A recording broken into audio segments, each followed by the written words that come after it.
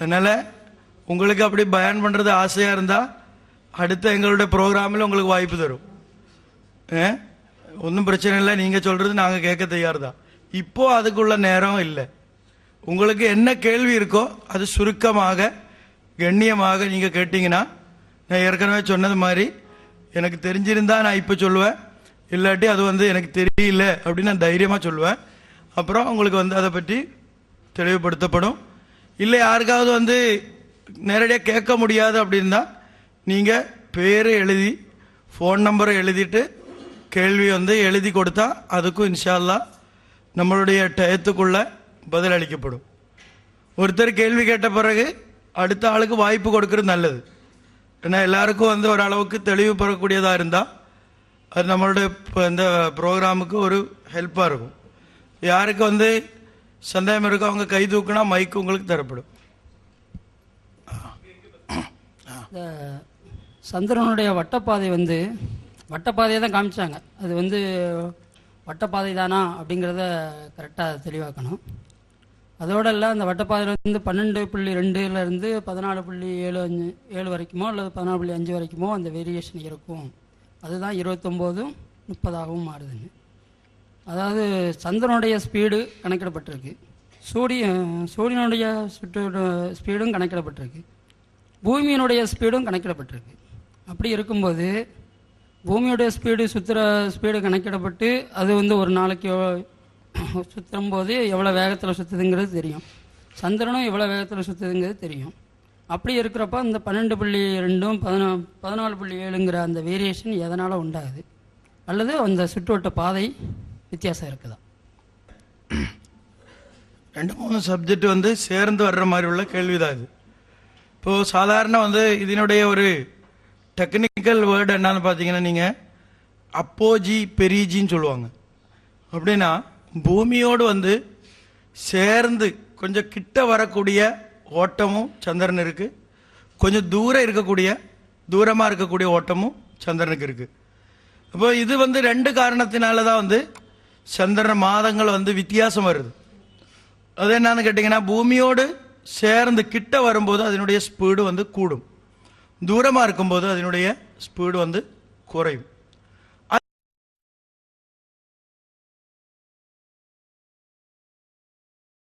அது மட்டும் இல்லாமல் நான் ஏற்கனவே ஃபர்ஸ்ட் உங்களுக்கு இந்த அனிமேஷன் ஸ்டார்ட் பண்ணும்போது நான் சொன்னதுன்னா, இந்த வட்டம் நம்ம இப்படி கொடுத்தாலும் அல்லாஹ் சுப்ஹானஹு வ தஆலா வச்சிருக்கிற அந்த வட்டம்ங்கிறது இது மாதிரி இல்லை. சாதாரண நீர்வட்ட பாதை அப்படிங்கிறது அதை பற்றி சொல்லுவாங்க. அதில் ஒரே ரவுண்டில் நம்ம இப்போ பிளே கிரவுண்டில் இல்லை இதில் எல்லாம் இருக்கிற மாதிரி ஒரு ரவுண்டை வச்சு அதில் கரெக்டாக அப்படியே வர்ற மாதிரி இல்லை. அது உயர்வாகவும் குறைவாகவும் அது காரணம் குர்ஆன் அந்த இடத்துல சொல்லி இருக்கிற வார்த்தை தான் அதில் அற்புதமான யஸ்பஹூன் என்ற வார்த்தை. யஸ்பஹூன்ங்கிறது நீச்சல் அடிக்கிறதுக்கு தான் சொல்லும். இப்போ நீச்சல் அடிக்கிறதுக்கும் ஒரு ஸ்ட்ரைட்டாக போகிறதோ ஒரு ரவுண்ட் இருந்து அதில் ரவுண்டில் கரெக்டாக சுற்றுறதோ கிடையாது. கொஞ்சம் கூட கொஞ்சம் குறைஞ்சி இப்படி உள்ள ஒரு வேரியேஷன் தான் ஆக்சுவலி சந்திரனுக்கு இருக்கிறது. அது குர்ஆன்ல வக்குல்லும் ஃபீ ஃபலக்கின் யஸ்பஹூன்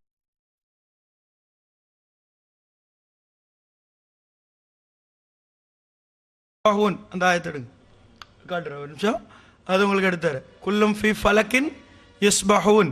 இதுல அடிப்படையாக நீங்க ஒரு குறிப்பிட்ட ஆயத்துக்களை நீங்க நோட் பண்ணிக்கோங்க. 2வது அத்தியாயத்தினுடைய 189வது வசனம், 10வது அத்தியாயத்தினுடைய 5வது வசனம், 55வது இந்த ஆயத்து. அதே மாதிரி இது 9வது அத்தியாயத்தினுடைய 36 37 நோட் பண்ணணும். 10ல் 5, அடுத்தது 36ல் 39 40. இது பாருங்க, 39 எடுங்க பேக். இது பாருங்க, வக்குல்லும் ஃபீ ஃபலக்கின் யஸ்பஹூன். இவ்வாறு எல்லாம் வட்டவரைக்குள் நீந்தி செல்கின்றன. ஆரம்ப காலத்திலே மக்கள்கிட்ட சயின்ஸில் ஒரு குழப்பமாக இருந்த ஒரு கேள்விதான் இது. இதனுடைய மூவ்மெண்ட் எந்த மாதிரி இருக்கிறது, அது நேரடியாக ஒரு தண்ணியில ஒரு போல் விட்டா போற மாதிரியா, இல்ல அலைகளில் அலைகழிக்கிற மாதிரியா, இப்படி எந்த மாதிரி இருந்துச்சுங்கிறதுல அன்னைக்கு இருந்து பல காலங்களாக டெலிஸ்கோப் இதெல்லாம் கண்டுபிடிக்கிற காலம் வரைக்கும் மக்கள்கிட்ட வந்து ஒரு தெளிவு இல்லாமல் இருந்துச்சு. ஆனா அந்த காலத்திலேயே குர்ஆன் வந்து சாதாரணமாக வந்து நீங்கிறது என்றோ மூவ் ஆகுறது என்றோ சொல்லாம நீந்தி செல்கின்றன என்ற வார்த்தை இன்னைக்கு பாருங்க, அந்த மூமெண்ட் வந்து கரெக்டா இருக்கும். இன்னைக்கு இப்ப நீங்களே வந்து சாதாரண பாத்தீங்கன்னா நல்லா வாட்ச் பண்ணக்கூடிய பழக்கம் இருந்தா நட்சத்திரத்தையே பாருங்க. ஒரு குறிப்பிட்ட நட்சத்திரத்தை நீங்க நைட்ல வந்து பார்த்துட்டீங்கன்னா, நல்ல வானம் நல்ல தெளிவா இருக்கும்போது பார்த்துட்டீங்கன்னா, அது வந்து சாதாரண ஒரு இந்த மூமெண்ட்ல அப்படியே சுத்துற மாதிரி உங்களுக்கு தெரியும். அந்த மூமெண்ட்டுக்கு வந்து அரபியில இந்த வார்த்தை தான் சொல்ல முடியும். இப்ப இது மாதிரி இருக்கிறதுனால என்ன நடக்கும்னு பாத்தீங்கன்னா, சந்திரன் வந்து எல்லா மாதங்கள்லயும் ஒரே மாதிரி இருக்காது. அது வந்து மாறி மாறி வரும். சில நேரத்தில் 2 மாதங்கள்லயே 30 இருக்கும். ஆனா 30 என்பதும் 29 என்பதும் அக்யூரேட்டான ரொம்ப துல்லியமான கணக்கு அல்ல. அது வந்து நமக்கு புரியறதுக்காக மார்க்கம் நமக்கு சொல்லி தந்திருக்கிற முறை. அது உண்மையில நம்ம பாத்தீங்கன்னா 29.5 புள்ளியில் இருந்து தான் வந்து என்ன இருக்கும், அதனுடைய கணக்கு இருக்கும். அது வந்து ஒவ்வொரு மாதத்திலேயும் வந்து அது நம்ம சாதாரண நம்ம கணக்கு சொல்லிட்டு அது வந்து ஒரு ஏகோபித்து சொல்றதுக்காக தான் ரசூல் ஸல்லல்லாஹு அலைஹி வஸல்லம் வந்து 29ஆகவும் 30ஆகவும் இருக்கும். அப்ப அது 30 மாதமா 29 மாதமா என்கிறது அறிந்து கொள்வதுதான் நமக்கு கடமை. இப்ப இந்த மாதிரி தான் வந்து ஓடிட்டு இருக்கு. அதனாலதான் இன்னொரு விஷயம் அதுல இருக்கு. என்னன்னு கேட்டீங்கன்னா, எப்பவுமே வந்து இப்ப நியூ மூன் நம்ம பார்த்துட்டோம். நியூ மூன்ல என்ன நடக்குது, சூரியனுக்கும் பூமிக்கும் நடுவுல சந்திரன் வருது. ஆனா பூமிக்கும் சூரியனுக்கும் நடுவுல சந்திரன் வரும்போது தான் சூரிய கிரகணம் ஏற்படும். உங்களுக்கு தெரியும், ஒரு மாதத்தினுடைய கடைசியில தான் எது இருக்கும், சூரிய கிரகணம் ஏற்படும். அப்ப எல்லா மாதத்திலையும் நடுவுல வரும்போது ஏன் வந்து சூரிய கிரகணம் ஏற்படுறது இல்லை? அது காரணம் என்னன்னா, இந்த வட்ட வரையில வந்து இருக்கக்கூடிய மாற்றத்தினாலதான் ஏற்றத்தாழ்வுகளும் அது பூமியோடு கிட்ட வரும்போதும் தூர வரும்போதும் இருக்கக்கூடிய வித்தியாசம் இருக்கிறதுனால தான். முதல்ல உங்களுக்கு வந்து ஒரு வீடியோ காட்டினதுல நீங்க பார்த்திருக்கோம், நம்மளோட விரலினுடைய தடிமன் எப்படி இருக்கும். அது வந்து என்ன செய்ய முடியும், ஒரு பில்டிங் அளவுக்கு இருக்காது. அதே நேரத்தில் நம்ம கண்ணுக்கு கிட்ட கொண்டு வரும்போது என்ன ஆகுது, அவ்வளவும் அது மறைக்கப்படுது. இது மாதிரி வந்து அல்லாஹ் சுப்ஹானஹு வ தஆலா இது வந்து தூரமாகவும் கிட்டையாகவும் அதே போன்று இதனுடைய ஸ்பீடிலேயும் அல்லாஹ் வித்தியாசத்தை ஏற்படுத்தி இருக்கு. இப்போ இது வித்தியாசம் இருக்கும்போது எப்படி கண்டுபிடிக்க முடியும்னா, அந்த வித்தியாசம் இருக்கும் போதே அந்த வித்தியாசத்துக்கு ஒரு கணக்கு இருக்கு. அது எப்படி வித்தியாசப்படும் என்பதற்கு துல்லியமான கணக்கு இருக்கு. அதுதான் குர்ஆன்ல 55வது அத்தியாயத்தினுடைய 5வது வசனத்தில் அல்லாஹ் சுப்ஹானஹு வ தஆலா கூறுகின்றான், அஷ்ஷம்ஸு வல் கமரு பிஹுஸ்பான்.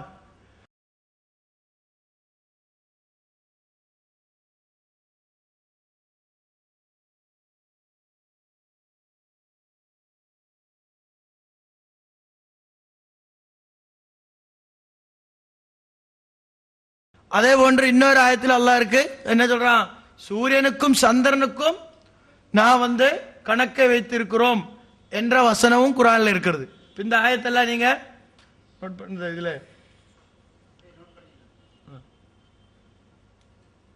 கீழே இருக்கணும்.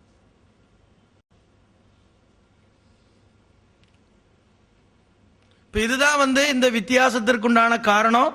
அது வந்து முழுமையாக அந்த துல்லியமான கணக்கீட்டு முறையை படிக்கணும்னா நம்ம வந்து என்ஜினியரிங் எல்லாம் படிக்கிற மாதிரியே அல்மனாக் அதே போன்று ஆஸ்ட்ரோபிசிக்ஸ் சம்பந்தப்பட்ட விஷயங்களை வந்து அதிகமாக நம்ம படித்து கொண்டால் அது எப்படி கணக்கிடுற முறையே நமக்கு வந்து தெளிவாக தெரியும்.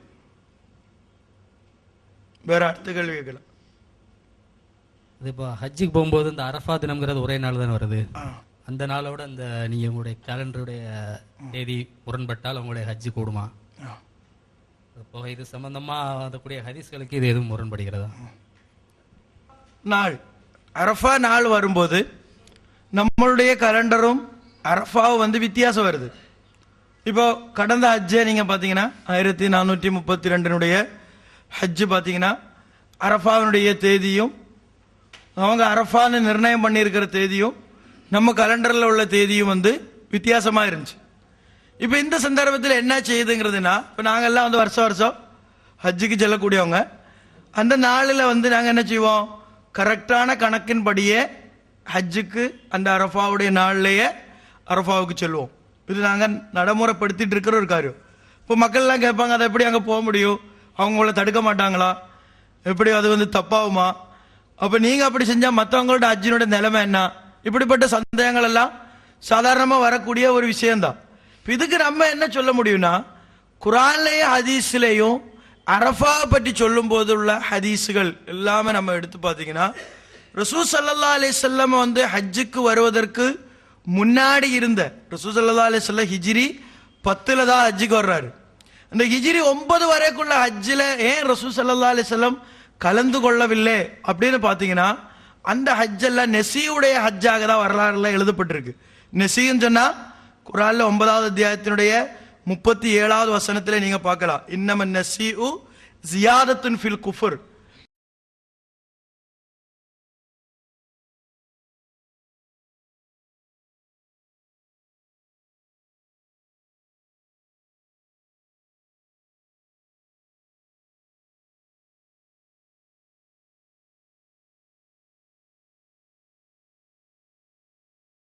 என்ன இருக்குன்னு கேட்டீங்கன்னா, அவங்க வந்து அந்த குறிப்பிட்ட கரெக்டான நாளில் ஹஜ்ஜினுடைய காரியத்தை செய்யாமல் அதை வந்து தாமதப்படுத்துவாங்க. அப்போ ரசூல் ஸல்லல்லாஹு அலைஹி வஸல்லம் என்ன செய்யல, அப்படிப்பட்ட ஹஜ்ஜில் அவர் கலந்து கொள்ளாம அவருடைய வருடத்திலே அவர் வந்து ஹிஜ்ரி 10 வரும்போது அந்த வருடத்திலே கணக்கு கரெக்டாக இருந்துச்சு.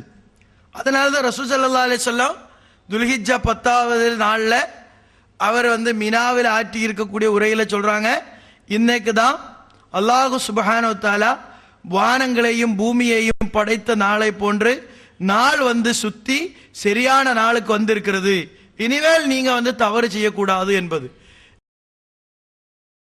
இப்போ அதன் அடிப்படையில் ரசூல் ஸல்லல்லாஹு அலைஹி வஸல்லம் தெளிவாக மக்களுக்கு அதை பற்றி படிச்சு கொடுத்தாங்க. ஆனா என்ன ஆகுதுன்னா, ஒவ்வொரு வருடங்களிலேயும் ஆரம்ப காலத்தில் ஹிஜ்ரி 1429 வரைக்கும் உள்ள அந்த கலண்டர்ல நீங்க பாத்தீங்கன்னா, சவுதி அரேபியாவுடைய கலண்டரும் இப்ப நாங்க வெளியிடக்கூடிய கலண்டரும் கரெக்டா ஒரே முறையில வந்துருச்சு. ஆனா பிறகு என்ன செஞ்சாங்க, சவுதி அரசாங்கம் வந்து இந்த கலண்டர்ல சில குளறுபடிகள் ஏற்படுத்தினாங்க. அவங்க என்ன செய்ய ஆரம்பிச்சாங்கன்னு பாத்தீங்கன்னா, நம்ம கலண்டர் உண்டாக்கக்கூடிய ஒரு மெத்தட் இருக்கு, அந்த மெத்தடில் நம்மளும் அவங்களும் ஒரே மாதிரி தான் ஃபாலோ பண்ணிட்டு இருந்துச்சு. என்னதுன்னா, மக்காவுடைய ஃபஜ்ர் நேரத்திற்கு முன்னாடி கன்ஜங்ஷன் சூரியனும் சந்திரனும் பூமி ஒரே நேர்கோட்டுக்கு வந்திருந்தால் அதற்கு அடுத்த நாள் 1ஆம் தேதி மாதத்தினுடைய முதல் தேதிங்கிற கணக்கில் தான் ஆரம்ப காலத்தில் கலண்டர் இருந்துச்சு. ஆனால் அதை அவங்க என்ன செஞ்சாங்க, ஒரு குறிப்பிட்ட வருடத்தில் இதை மாத்துறதுக்கு உண்டான டிக்ளரேஷன் கொடுக்குறாங்க. கொடுத்த உடனே நாங்கள் சவுதி அரசாங்கத்துக்கு ஃபேக்ஸ் இது அன்னைக்கே வந்து தந்தி கொடுத்துட்டோம். கொடுத்து நீங்க இந்த மாதிரி பண்றது தப்பு, இது சரியாகாது, இது வந்து கணக்கில் எல்லாத்திலையும் குழப்பத்தை ஏற்படுத்திடும், தயவு செய்து இது பண்ணிடாதீங்க அப்படின்னு சொன்னோம். சொன்னதுக்கு சவுதி அரசாங்கம் எங்களுக்கு பதில் தந்தாங்க, லெட்டரே எங்களுக்கு அனுப்புனாங்க. என்னன்னு கேட்டீங்கன்னா, இல்ல இது நாங்க ஒரு முறையை மாத்தி பாக்குறோம், இது நிரந்தரமா இப்படி இருக்காது அப்படிங்கிற ஒரு முறையை அன்னைக்கு அவங்க அதுக்கு சொன்ன பதில் அது. ஆனா தொடர்ந்து அதுக்கப்புறம் என்ன செஞ்சாங்கன்னு கேட்டீங்கன்னா, அவங்களுடைய ஃபஜ்ருக்கு இருந்த கணக்கு வந்து அவங்களுடைய மாலை 3 மணி என்பது வந்து அவங்களுடைய கலண்டருடைய தேதி மாற்றக்கூடிய நாளாக ஆக்கி கொண்டாங்க. இந்த குழப்பத்தினால என்ன நடக்குதுன்னா, ஒவ்வொரு வருடத்திலேயும் சில வருடங்கள்ல என்ன நடக்கும், அந்த 3 மணிக்கு முன்னாடி நேர்கோட்டுக்கு வரக்கூடிய நிகழ்வு நடந்தா அந்த வருடத்தினுடைய ஹஜ்ஜு கரெக்டா இருக்கும். இல்லாத வரக்கூடிய வருடங்கள்ல ஹஜ்ஜினுடைய தேதிகள் மாறும். இப்போ இங்க 2 பிரச்சனைக்கு நம்ம தீர்வு காணணும். என்ன, இந்த மாதிரி தவறாக அவங்க ஹஜ்ஜை அறிவிச்சு அந்த நாள்ல வந்து போனக்கூடிய ஆஜிகளோட நிலைமை என்ன அப்படின்னு பாத்தீங்கன்னா, ரசூல் ஸல்லல்லாஹு அலைஹி வஸல்லம் என்ன சொன்னாங்க, அவங்க நிர்பந்த சூழ்நிலையில உள்ளவங்க, அவங்கள பொறுத்த வரைக்கும் என்ன செய்ய முடியும், இஸ்லாம் இதுக்கு சட்டம் சொல்லுது. என்ன சட்டம் சொல்லுது, ஒரு குர்பானி பிராணியை வந்து அதை அறுக்கக்கூடிய இடத்தை கொண்டு போனாதான் அறுக்கணும். அதுக்கு முன்னாடி நீங்க தடுக்கப்பட்டா நீங்க அந்த இடத்துல வச்சு என்ன செய்யலாம், நீங்க தஹல்லுல் ஆகலாம் என்கிற சட்டத்தை இஸ்லாம் சொல்லி தருது. இப்ப நிர்பந்த சூழ்நிலை வரும்போது அவங்க செய்யறதுக்கு அல்லாஹ் சுப்ஹானஹு வ தஆலா அதுக்கு குத்தம் பிடிக்க மாட்டோம். காரணம் என்ன, அவங்களுக்கு வந்து அதை தவிர வேற வழி கிடையாது. அது அவங்கள்ட்ட ஹஜ்ஜு ஏற்றுக்கொள்ளப்படுமா கூடாதா இதுக்கு நாம சட்டம் சொல்ல முடியாது. அது அல்லாஹ்வோட இடத்தில் உள்ள விஷயம். அதே நேரத்தில் இப்படி அவங்க டிக்ளேர் பண்ணாலும் நம்ம யாரு போனாலும் நமக்கு கரெக்டான நேரத்தில் ஹஜ்ஜை பொறுத்த வரைக்கும் முக்கியமான விஷயம் தான் அரஃபா. அல்ல ஹஜ்ஜு அரஃபாங்கிறது. அந்த அரஃபாவில் செல்வதற்கோ அங்க தங்குவதற்கோ இபாதத்து செய்வதற்கோ சவுதி அரசாங்கம் எந்த விதமான தடையையும் செய்யறது கிடையாது. இது வாய் மூலமா சொல்றது இல்ல. எந்த அளவுக்குன்னு கேட்டீங்கன்னா, நீங்க வந்து துல்ஹிஜ்ஜா 8ன்னு அவங்க கணக்குப்படி 8 இருக்கும். அன்னைக்கு நீங்க அரஃபால போனோம்னு சொல்லிட்டு வாகனத்தை கேட்டா அரசாங்கத்தினுடைய முத்தவைப்பு உங்களுக்கு வாகனத்தை தரதான் செய்யறாங்க. நாங்க அதை கேட்டு வாங்கி நாங்க போறோம், போயிட்டு எங்க இருக்கிறோம், எந்த விதமான தடையும் அங்க செய்யறது கிடையாது. அப்ப அந்த அடிப்படையிலே ஆஜிகளுக்கு எது கிடையாது, நிர்பந்தம் இன்னைக்கும் அதனால பண்றது கிடையாது. நம்ம இந்த விஷயத்துல என்ன செய்ய முடியும்னா அவங்கள வந்து சரி பண்ணணும். அதுக்கு அங்கேயும் முயற்சிகள் நடக்குது. அங்கே உள்ள முத்தவிஃபில உள்ளவங்களே அரசாங்கத்துக்கு அதுக்கு நீங்க இப்படி பண்றது தப்பு தான் சொல்லிட்டு நிர்பந்தப்படுத்துறோம்.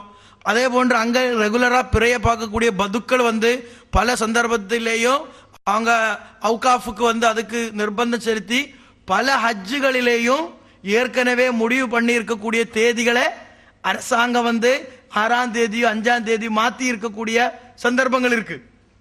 காரணம் என்ன, அவங்களுக்கு வந்து பிறை பார்த்தா அப்ப இந்த வருஷத்திலேயே நாங்க அங்கே இருந்தே நான் மினால இருந்தே காட்டினேன், அங்க உள்ள மக்களுக்கு காட்டின பாருங்க இன்னைக்கு பிறை வந்து ஃபர்ஸ்ட் குவார்டர் ஆயிடுச்சு. நாங்க எல்லாம் நார்மலா போனீங்கன்னா 7ஆம் தேதியே மினாக்கு போவோம், அந்த 8ஆம் தேதி ஆஜிகள் வர்றதுக்குள்ளால அவங்களுக்கு ஏற்பாடு செய்யறதுக்காக. இப்போ மக்காவுடைய ஒரு ஸ்பெஷாலிட்டி என்னன்னு கேட்டீங்கன்னா, பிறை வடிவத்தை கரெக்டாக எப்பவுமே பார்க்கக்கூடிய ஒரு வாய்ப்பு இருக்கிற ஏரியா தான் மக்கா. ஏன்னா அது வந்து பூமியினுடைய நடுப்பகுதி, சென்டர் கான்டினென்ட்ங்கிறதுனால. அப்ப இது வந்து அவங்க பண்ணக்கூடிய ஒரு குழப்பத்தினால நம்ம வந்து கணக்கு தப்பாகவோ இதோ கிடையாது. காரணம் என்ன, அந்த தேதிக்கு கரெக்டா பிறை வந்து வடிவத்தை காட்டுது. இப்ப நம்ம வந்து அல்லாஹ் சுப்ஹானஹு வ தஆலா பிறை கணக்கின் அடிப்படையில் தான் உங்களோட தேதி இருக்க வேண்டும் என்று சொன்ன பிறகு அதை செயல்முறைப்படுத்துறது நமக்கு வாய்ப்பு இருந்த பிறகும் நம்ம அது வாய்ப்பை வந்து இழக்க வேண்டிய தேவையில்லை. அதுக்கு அரசாங்கம் எந்த நிர்பந்தமும் நமக்கு பண்றதும் கிடையாது. இப்ப அரஃபாவுடைய வாய்ப்பு நமக்கு கிடைக்குது. மீறி ஒரு ஆள் வந்து என்ன இருக்கு, அவருக்கு ரசூலுல்லாஹ் இன்னொரு சலுகையை கூட கொடுத்தாங்க.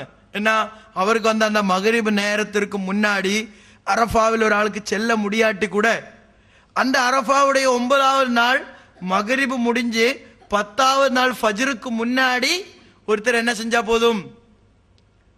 போதும், அரஃபாவில் போய் நின்று விட்டாலே அவருக்கு அரஃபா கிடைக்கும் என்று ரசூல் ஸல்லல்லாஹு அலைஹி வஸல்லம் தெளிவாக அதுக்கு விளக்கத்தையும் கொடுத்துட்டாங்க. இப்ப இந்த குழப்பத்தினால என்ன ஆயிடுச்சு, அவங்க ஏதாவது மாத்திட்டா கூட ஆஜிகள் பயப்பட வேண்டியதில்லை. இப்போ அங்க போய் ஆக்சிடென்ட் ஆயிட்டு ஏதாவது பிரச்சனைகள் வந்தா அங்க ஹாஸ்பிட்டல் இருக்கும். அவங்களுக்கு அந்த அரசாங்கம் என்ன செய்வாங்க, கரெக்டான அரஃபா நாள்ல ஐசியூல இருந்து நேர ஆம்புலன்ஸ்ல அவங்கள கொண்டு வந்து அரஃபால நிப்பாட்டும். அந்த டயத்துக்குள்ள அரஃபால நிப்பாட்டி அங்க இருந்து ட்ரீட்மெண்ட் கொடுத்து திரும்ப ஹாஸ்பிட்டல் கொண்டு போவாங்க. இப்படிதான் ஹஜ்ஜில போய் முன்னாடி ஆக்சிடென்ட் ஆனக்கூடிய ஹஜ்ஜிகளுக்கு ஹஜ்ஜி நிறைவேற்றப்படுறது. அப்ப இதுல ஒன்றும் நம்மளுடைய கணக்கு வந்தது தப்பாகாது. கணக்கு யாரா தப்பாக செயல்படுத்தினால் அது அவங்க தெரியாம படுத்தினா அல்லாஹ் மன்னிக்க கூடியவனாக இருக்கிறான். தெரிஞ்சே ஒரு தப்பு பண்ணிட்டா அல்லாஹ் சுப்ஹானஹு வ தஆலா அதுக்கு குற்றம் பிடிப்பான் என்பதுதான் அல்லாஹ்வுடைய சட்டம். நம்ம தெரியாத காலத்துல பல விஷயங்களை பண்ணியிருக்கோம், அது வந்து தெரிஞ்சிட்டு பண்ணலாமா? இப்போ உதாரணத்துக்கு நான் கேட்கிறேன், 5:30 மணிக்கு வந்து சூரியன் மறைஞ்சிட்டு, 5:30 மணி தான் அது கிளாக்ல சூரியன் மறைஞ்சிட்டு, இஸ்லாமிய சட்டம் என்ன, சூரியன் மறைஞ்சிட்டா நோன்பு திறக்கணும். யாராவது பாங்கு கொடுப்பாங்களா? கொடுக்க மாட்டாங்க. சட்டப்படி என்ன செய்யணும், சூரியன் மறைஞ்சிட்டப்ப கண்ணுக்கு எங்கேயுமே சூரியன் தெரியல, பாங்கு கொடுக்கணும் வேண்டாம். அப்ப என்ன சொல்லும், வேற எந்த விதமான அறிகுறில இருட்டு இருக்கு. அப்போ நம்ம என்ன செய்வோம், அப்போ இல்ல அது வந்து தெரியாத காலத்தில் அப்படி பண்ணியிருக்கலாம். ரசூல் ஸல்லல்லாஹு அலைஹி வஸல்லம் அவர்களுக்கு அப்படி நடந்ததாக ஹதீஸ்ல இருக்கு. அவரே சூரியன் மறைஞ்சிட்டுன்னு சொல்லி நோன்பு திறக்கிறாங்க. அதுக்கப்புறம் தான் சூரியன் மறையலன்னு தெரியுது, நோன்பு திறந்துட்டு இருக்கிறவன்ட்டு நிப்பாட்ட சொல்லி இருக்கிறாங்க. திரும்ப சூரியன் ஃபுல்லா மறைஞ்ச பிறகு அந்த திறக்கிறத வந்து ஆரம்பிக்கிறாங்க. இதே வந்து சூரியன் மறையலைங்கிறது தெளிவாக தெரிஞ்ச பிறகு, இல்ல நம்ம கண்ணுக்கு தெரியல அப்படிங்கிறதுனால நோன்பு திறக்கிறதோ மகரிப் தொழுதோ செய்யக்கூடாது.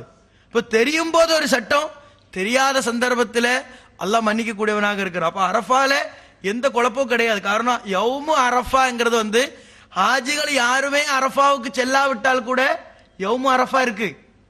நம்ம தெரிஞ்சுக்க வேண்டிய விஷயம். இந்த வருஷம் யாருமே ஹஜ்ஜுக்கு போகாட்டி கூட இந்த வருஷத்துல யௌம அரஃபா இருக்கா?